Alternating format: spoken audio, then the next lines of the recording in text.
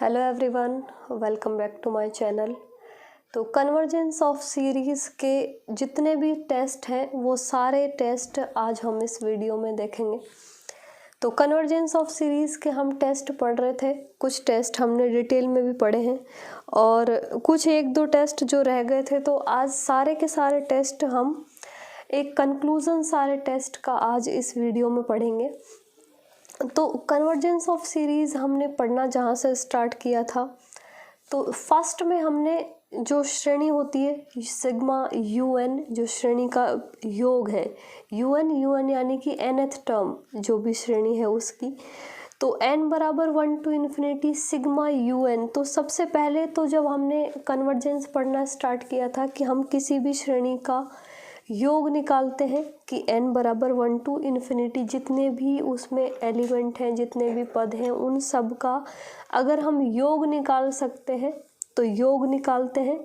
और योग निकालने के बाद में उसी को हम लिख सकते हैं कि n tends to infinity, n बराबर 1 to इन्फिनिटी लिमिट UN, या फिर इसी को हमने नाम दिया था n tends to infinity SN। और अगर ये वैल्यू S यानी कि एक परिमित राशि आती है तो श्रेणी होती है अभिसारी। यानी कि अगर जो श्रेणी हमको दी हुई है और किसी भी तरह से उस श्रेणी के पदों का हम सम निकाल सकें, उनका योग निकाल सकें और वो योग एक परिमित संख्या आती है, तो वो श्रेणी अभिसारी या कन्वर्जेंट श्रेणी कहलाती है। उसी के जस्ट अपोजिट कि अगर वो श्रेणी का योगफल प्लस इन्फिनिटी या माइनस इन्फिनिटी आता है तो वो श्रेणी अपसारी कहलाती है। तो ये जस्ट बेसिक इसका स्टार्टिंग में जो हमने पढ़ना स्टार्ट किया था श्रेणी को, कि कन्वर्जेंस होता क्या है कि कोई भी नंबर्स की सीरीज़ है, उसका सम अगर एक फाइनाइट नंबर है तो वो श्रेणी कन्वर्जेंट होती है, और अगर वो इनफाइनाइट है यानी कि प्लस इनफाइनाइट या माइनस इनफाइनाइट है तो वो श्रेणी डाइवर्जेंट कहलाती है।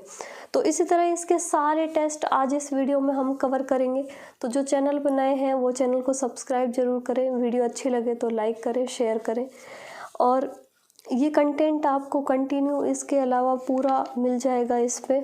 तो उसके लिए आपको जो भी चाहिए कंटेंट, उसके लिए भी आप कमेंट कर सकते हैं।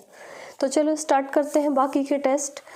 तो ये तो कंक्लूज़न हो गया कि श्रेणी का अभिसरण होता क्या है, कि कन्वर्जेंस और डाइवर्जेंस का मीनिंग क्या है, कि अगर श्रेणी का सम फाइनाइट नंबर आता है तो श्रेणी कन्वर्जेंट, और अगर ये इनफाइनाइट आता है तो श्रेणी डाइवर्जेंट। इसके अलावा जो हमने टेस्ट पढ़ने स्टार्ट किए थे, उस टेस्ट में सबसे पहला जो टेस्ट था गुणोत्तर श्रेणी का अभिसरण या कन्वर्जेंस ऑफ ज्योमेट्रिक सीरीज।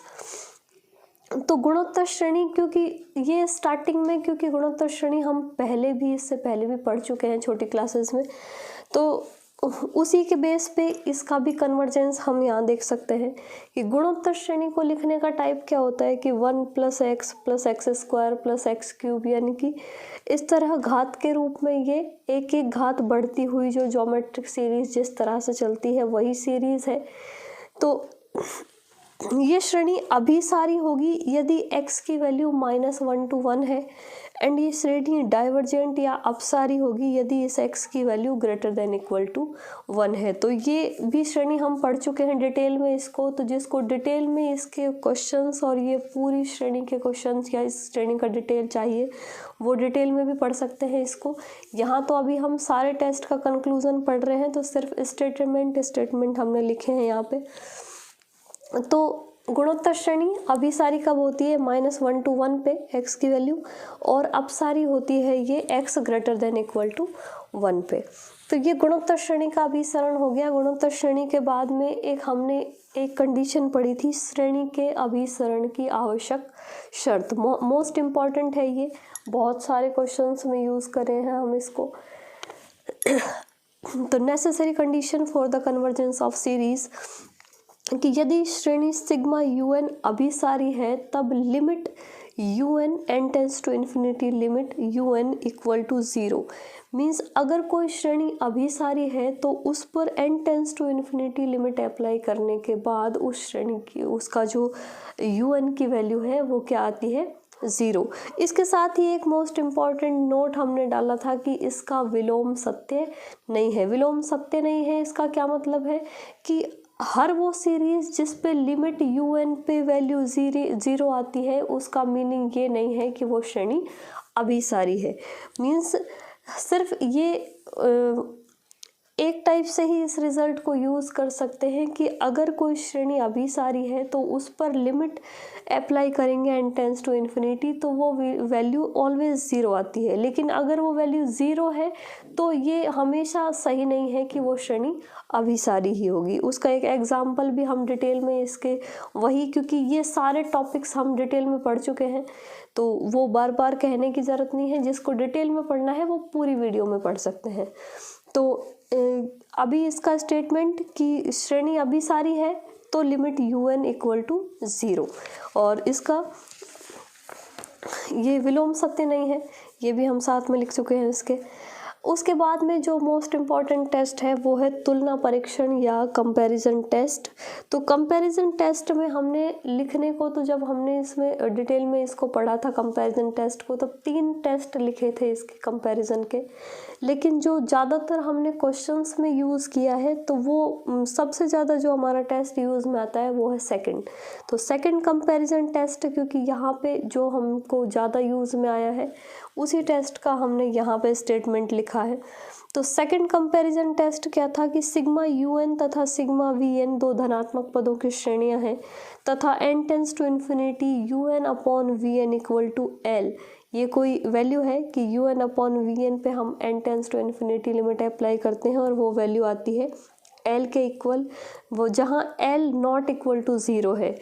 परिमित संख्या है तो दोनों श्रेणियां या तो अभिसारी होंगी या अपसारी होंगी। तो वही डिटेल इसका हम पढ़ चुके हैं कि अगर 2 श्रेणियां हैं कि जिसमें से एक श्रेणी तो हमको दी हुई होती है और एक श्रेणी हम अज्यूम करते हैं, उन दोनों श्रेणियों का अनुपात पे वैल्यू लिमिट लगाते हैं n टेंड्स टू इन्फिनिटी और ये वैल्यू आती है फाइनाइट नंबर। तो अगर ये वैल्यू फाइनाइट नंबर आती है तो ये दोनों श्रेणियां, मीन्स जो हमने अज्यूम की है वो और जो हमको क्वेश्चन में दी हुई है वो दोनों श्रेणियां या तो अभिसारी होंगी और या अपसारी होंगी। तो ये सेकंड कंपैरिजन टेस्ट का स्टेटमेंट है। तो ये जो स्टार्टिंग में हमने चैप्टर जहाँ स्टार्ट किया था वहाँ पे हमने ये सारे टेस्ट डिटेल में पढ़े हैं सारे के सारे, कि श्रेणी के अभिसरण की आवश्यक शर्त या ज्योमेट्रिक सीरीज का कन्वर्जेंस और या फिर कंपैरिजन टेस्ट। तो ये टेस्ट हो गए। इसके बाद में कुछ और टेस्ट हैं। देखो नेक्स्ट जो हमारा टेस्ट है वो है हाइपर हार्मोनिक श्रेणी का अभिसरण या hyper harmonic convergence of hyper harmonic श्रेणी। तो ये वही गुणोत्तर श्रेणी के जैसी एक श्रेणी है, इसका नाम है हाइपर हार्मोनिक श्रेणी। तो हाइपर हार्मोनिक श्रेणी का टाइप क्या है कि sigma 1 upon n raise to power p। तो इस टाइप की जो भी श्रेणी है वो श्रेणी क्या होती है, हाइपर हार्मोनिक श्रेणी की श्रेणी का टाइप हो गया 1 upon 1 raise to power p plus 1 upon 2 raise to power p plus 1 upon 3 raise to power p। Means सारे नेचुरल नंबर्स पे एक सेम पावर अगर अप्लाई है अपॉन में तो उस श्रेणी का टाइप होता है हाइपर हार्मोनिक।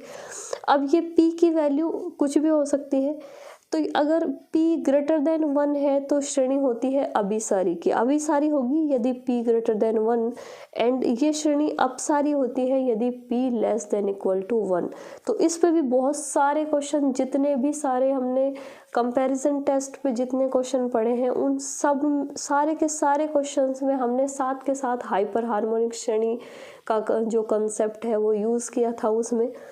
तो वो टेस्ट भी आप जो क्वेश्चंस हैं वहाँ पे देख सकते हैं डिटेल में। और एक अलग से भी हमने वीडियो शेयर किया था जिसमें सारे के सारे क्वेश्चंस हमने इस पे जो फर्स्ट हमारे टेस्ट हैं यहाँ तक के कंपैरिजन टेस्ट या फिर जो नेसेसरी कंडीशन है या हाइपर हार्मोनिक श्रेणी है उस पे बेस्ड हमने अलग से एक प्रैक्टिस क्वेश्चंस की वीडियो भी शेयर की हुई है।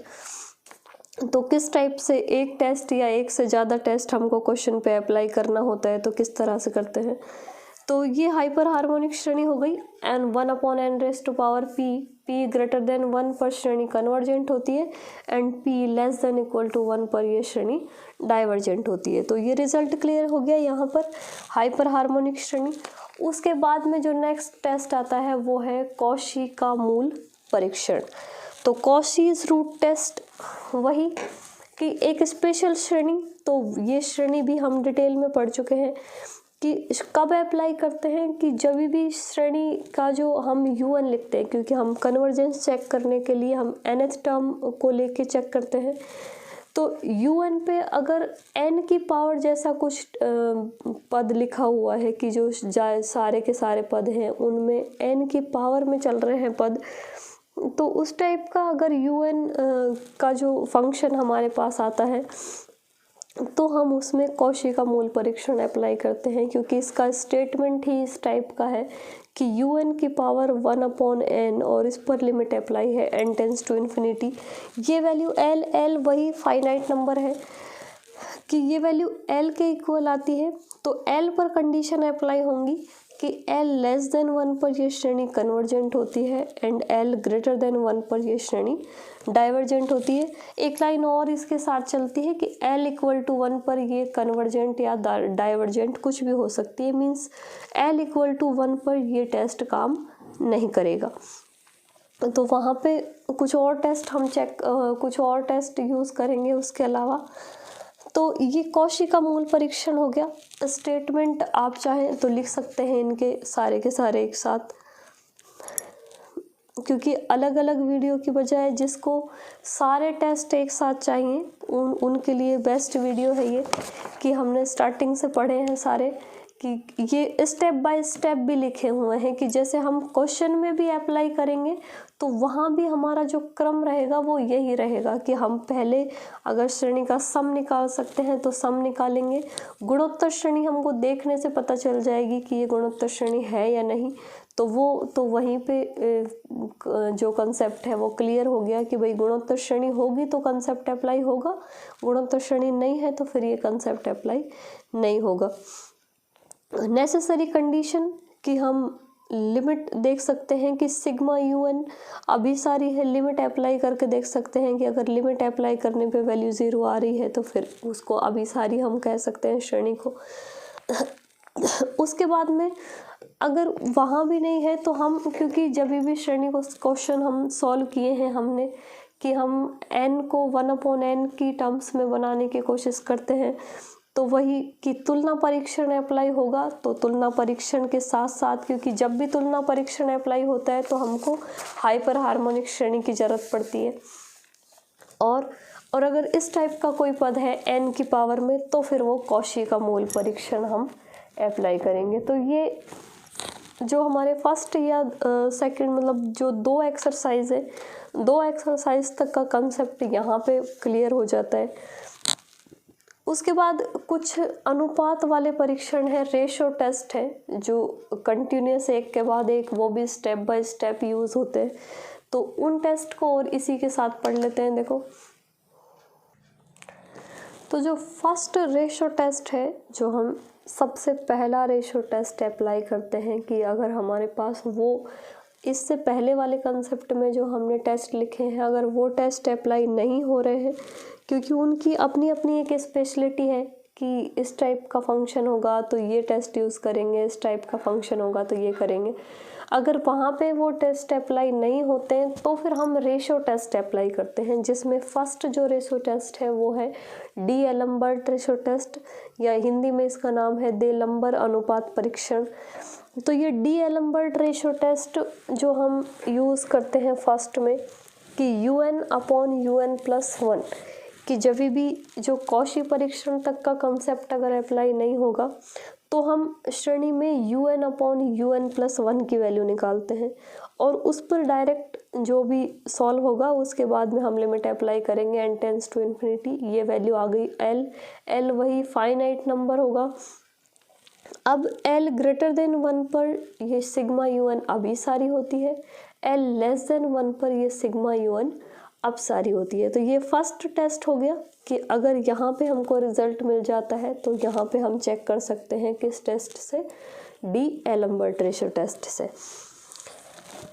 तो अगर बाय द वे चांस वही 2 कंडीशन है यहाँ पर, L ग्रेटर देन 1 पे हमारे पास आंसर आ जाएगा, L लेस देन 1 पे भी हमारे पास आंसर आ जाएगा, L इक्वल टू 1 का कोई कंसेप्ट नहीं है इसमें, तो वही कि अगर L इक्वल टू 1 आ जाता है कि हमने UN/UN1n+1 पे डायरेक्ट लिमिट अप्लाई की और वैल्यू आ गई 1, तो मीन्स ये डी-एलम्बर्ट रेशो टेस्ट वहाँ पे अप्लाई नहीं होगा। तो फिर इसी रेशो टेस्ट के और कंटिन्यूस में भी कुछ रेशो टेस्ट हैं तो जिनको स्टेप बाय स्टेप हम यूज़ करते हैं कि अगर ये टेस्ट अप्लाई नहीं होगा तो हम अगला ये टेस्ट अप्लाई करके देखेंगे। कौन सा?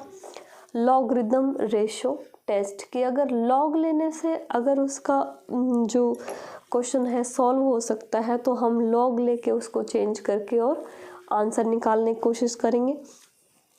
तो ये टेस्ट है लॉगरिदम रेशो टेस्ट या लघुगणकीय अनुपात परीक्षण। तो कथन क्या है इसका? n log UN/UN+1, क्योंकि देखो UN/UN+1 हम फर्स्ट में निकाल चुके हैं, इसी के कंटिन्यूस में टेस्ट चलेंगे अब बाकी के। तो n log UN/UN+1 और उसके साथ मल्टीप्लाई है n और उस पर हमने लिमिट अप्लाई की है n टेंस टू इन्फिनिटी। ये वैल्यू वापस वही ग्रेटर देन 1 होगी तो श्रेणी होगी अभिसारी और लेस देन 1 होगी तो श्रेणी होगी अपसारी। अब L इक्वल टू 1 पर भी यहाँ रिजल्ट क्लियर नहीं है तो कि लॉग अप्लाई करने के बाद भी वैल्यू नहीं आती है लेस देन या ग्रेटर देन, तो फिर नेक्स्ट जो टेस्ट है वो नेक्स्ट टेस्ट यूज़ करेंगे। देखो जो नेक्स्ट टेस्ट है वो है राबी परीक्षण। वही UN/UN+1 के कंटिन्यूस का ये टेस्ट है कि UN/UN+1 इसमें से 1 माइनस किया और ओवरऑल n मल्टीप्लाई कर दिया। इस पे लिमिट अप्लाई करके देखेंगे। इस टेस्ट का नाम है राबी परीक्षण। ये वैल्यू L के बराबर, इस पे भी वही सेम कंडीशन है कि ग्रेटर देन 1 पे श्रेणी अभिसारी है, लेस देन 1 पे श्रेणी अपसारी है। तो क्योंकि ये जो रेशो टेस्ट है इसका कंसेप्ट सेम है तो आपके कंफ्यूजन होने के चांस 0 है इसमें। कि कई बार हमको ये कंफ्यूजन हो जाता है कि ग्रेटर देन पे श्रेणी अभिसारी है या लेस देन पे अभिसारी है। तो रेशो टेस्ट जितने भी चलेंगे तो उसमें यहाँ पे कंफ्यूज होने की ज़रूरत नहीं है, इसीलिए ये टेस्ट मैंने सारे एक साथ लिखे हैं। क्योंकि कन्वर्जेंस के इतने सारे टेस्ट हैं कि हम टेस्ट के स्टेटमेंट याद होने के बाद भी कंफ्यूजन की वजह से हमारे पास कि आंसर आने के बाद हमको ये कंफ्यूजन हो जाता है कि ग्रेटर देन पे अभिसारी है कि लेस देन पे अभिसारी है। तो उस कंफ्यूजन को दूर करने के लिए भी ये टेस्ट हमने इस तरह से लिखे हैं एक साथ, जिससे स्टेटमेंट याद हो जाए सारे। तो वही UN/UN+1 लॉग काम नहीं किया तो हम ये वाला कंसेप्ट अप्लाई करेंगे UN/UN+1 -1 एंड ओवरऑल मल्टीप्लाई में n। ये वैल्यू L के इक्वल ग्रेटर देन 1 पे अभिसारी, लेस देन 1 पे अपसारी। तो वही इक्वल टू 1 वाला कंसेप्ट फिर भी क्लियर नहीं है क्योंकि हर कंडीशन में इक्वल 1 का जो कंसेप्ट है वो नहीं है। लेस देन आएगी वैल्यू तो हमारे पास आंसर आ जाएगा, ग्रेटर देन आएगी वैल्यू तो भी हमारे पास आंसर आ जाएगा। अगला देखो, तो राबी परीक्षण के बाद जो नेक्स्ट टेस्ट है वो है De Morgan and Bertrand test. तो ये De Morgan and Bertrand test, इसका स्टेटमेंट देखो यहाँ तक तो ये राबी परीक्षण ही है, n UN/UN+1 -1। तो ये तो पूरा का पूरा जो स्टेटमेंट है ये राबी का है। उसके बाद में उसमें से वापस -1 और ओवरऑल को अब की बार n की बजाय log n से मल्टीप्लाई किया हुआ है। तो ये डी मॉर्गन का कथन है। ये वैल्यू अगर L आती है तो यहाँ पर वही L ग्रेटर देन 1 पे श्रेणी अभिसारी होती है और L लेस देन 1 पे श्रेणी अपसारी होती है यानी डाइवर्जेंट होती है। तो ये रेशो टेस्ट हैं यहाँ से यहाँ तक कितने, 1 2 3 और 4, ये 4 रेशो टेस्ट है। चारों में सेम जो कंसेप्ट है कि जो वैल्यू आएगी L स्टेटमेंट हमको याद रखने हैं। डी-एलम्बर्ट का सबसे सिंपल है UN/UN+1। लॉगरिदम में ये लॉग लेके n मल्टीप्लाई है। फिर राबी में सिर्फ अनुपात में से 1 माइनस करके n मल्टीप्लाई है। और डी मॉर्गन एंड बर्ट्रॉन टेस्ट में ये राबी वाले स्टेटमेंट में से ही -1 करके और लॉग एन मल्टीप्लाई है। तो सब में जो वैल्यू आएगी कोई फाइनाइट नंबर आएगी, और वो फाइनाइट नंबर अगर ग्रेटर देन 1 है तो श्रेणी अभिसारी यानी कन्वर्जेंट, और लेस देन 1 है तो श्रेणी अपसारी। तो ये टेस्ट हो गए। इसके बाद एक जो मोस्ट इम्पॉर्टेंट टेस्ट है वो टेस्ट है गाउस टेस्ट, जिससे हमारे पास आंसर आएगा ही आएगा, यहाँ पे कंफ्यूजन के चांस नहीं है या फिर टेस्ट फेल होने का कोई कंडीशन नहीं है कि अगर गाउस परीक्षण अप्लाई हो सकता है जो हमारे पास सीरीज दी हुई है उसमें, तो गाउस परीक्षण अप्लाई होगा तो वहाँ पे टेस्ट के फेल होने के चांसेस नहीं है, हर कंडीशन में हमारे पास रिजल्ट होगा इसमें। तो गाउस टेस्ट क्या है, देखो कि धनात्मक पदों की कोई श्रेणी सिग्मा UN इस प्रकार है कि UN upon UN plus 1, means ये हम डीएलम्बर्ट के यहाँ से भी अप्लाई कर सकते हैं क्योंकि यही स्टेटमेंट है UN अपॉन UN प्लस 1 का। लेकिन इस श्रेणी को अगर हम इस पदों में लिख सकें कि alpha plus beta upon n plus gamma n upon n raise to power p, where alpha greater than 0 and p greater than 1, means जो हमने अनुपात निकाला UN अपॉन UN प्लस 1, वो अल्फा यानी कोई कांस्टेंट नंबर है जो ग्रेटर देन 0 होगा, प्लस बीटा अपॉन n यानी कि यहाँ पर ये वापस कोई कांस्टेंट है और अपॉन में है n, और उसके बाद के जो पद हैं उसमें यहाँ पे ये गामा n कोई n के नंबर्स में कोई फंक्शन, मीन्स n की जो बाकी जो टर्म्स बचेंगी वो, और उसके अपॉन में n की कुछ पावर, यानी कि जो यहाँ पर n की पावर 1 है ये 1 से ग्रेटर देन पावर में यहाँ पे जो फंक्शन है वो बचने चाहिए। तो अगर UN अपॉन UN प्लस 1 को हम इस टाइप से लिख सकें, इस फंक्शन के रूप में अगर हम लिख सकते हैं, तो यहाँ पे हमारे पास कंडीशन अप्लाई होंगी। तो सबसे पहले जो कंडीशन अप्लाई होगी वो होगी अल्फा पे, कि अल्फा ग्रेटर देन 1 पे ये सिग्मा UN अभिसारी होती है, अल्फा लेस देन 1 पे ये सिग्मा UN जो है ये अपसारी होती है, मीन्स जो हमको दी हुई श्रेणी है। अब एक कंडीशन ये हो सकती है कि अल्फा इक्वल टू 1 हो, कि यहाँ पे अल्फा पे, तो अगर अल्फा 1 नहीं है, अल्फा 1 से छोटी या 1 से बड़ी कोई संख्या है, तो यहीं से क्लियर हो जाएगा अल्फा से ही। लेकिन अगर अल्फा की वैल्यू 1 है तो फिर हमको बीटा चेक करना है कि बीटा अगर ग्रेटर देन 1 है तो श्रेणी अभिसारी है, और बीटा लेस देन या less than equal to 1, means less than है या इक्वल है 1 के, तो ये श्रेणी होती है अपसारी। मीन्स यहाँ पे तो अब हमारा रिजल्ट क्लियर हो ही जाएगा, क्योंकि अगर ये लेस देन है या इक्वल टू है तो दोनों से हमारे पास रिजल्ट है, हमारे पास की श्रेणी कैसी, अपसारी। तो ये मोस्ट इम्पॉर्टेंट टेस्ट है गाउस परीक्षण कन्वर्जेंस ऑफ सीरीज का, जिसका स्टेटमेंट वापस से देख सकते हैं कि UN अपॉन UN प्लस 1 को हमको डिफाइन करना है इस तरह से कि हम उसको इस तरह से लिख सकें कि alpha plus beta upon n plus gamma n upon n raise to power p, यानी कि n की higher power greater than 1 power के बाद में कुछ n के फंक्शन यहाँ पे बचेंगे। तो फिर अल्फा ग्रेटर देन 1 पर श्रेणी कन्वर्जेंट एंड लेस देन 1 पर श्रेणी डाइवर्जेंट। सेम अगर ये 1 है तो फिर बीटा पे कंडीशन अप्लाई होगी, बीटा ग्रेटर देन 1 पे श्रेणी convergent and beta less than equal to 1 पे श्रेणी डाइवर्जेंट। तो ये सारे के सारे जितने भी कन्वर्जेंस के टेस्ट हैं वो सारे टेस्ट हमने लिख लिए हैं इसमें। तो ये सारे के सारे टेस्ट आप नोट कर सकते हैं, और क्वेश्चंस तो हम डिटेल में पढ़ ही चुके हैं, कुछ प्रैक्टिस क्वेश्चन भी पढ़ चुके हैं। तो उसके अलावा अगर आपको क्वेश्चंस और चाहिए होंगे तो आप कमेंट करके बता सकते हैं, उसका वीडियो भी आपको मिल जाएगा। वीडियो कैसी लगे फीडबैक ज़रूर शेयर कीजिए।